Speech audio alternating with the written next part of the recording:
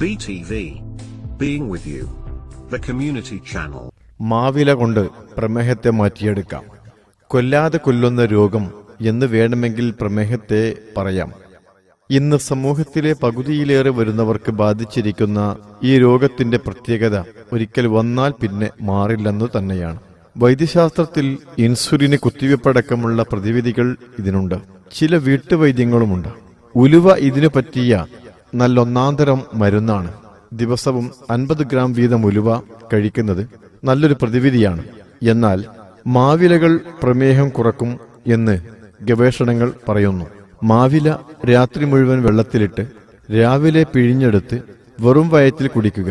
മാവില ഉണക്കിപ്പൊടിച്ച് കഴിക്കുന്നതും ഗുണം ചെയ്യും. നെല്ലിക്ക ജ്യൂസും പ്രമേഹത്തിന് പറ്റിയ മരുന്നാണ്. നെല്ലിക്ക ദിവസവും കഴിക്കണം.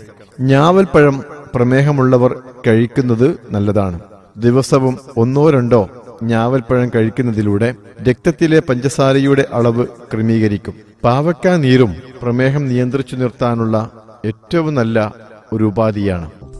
For more, subscribe our YouTube channel. Visit our website www.btv.in, like our Facebook page, BTV Malayalam.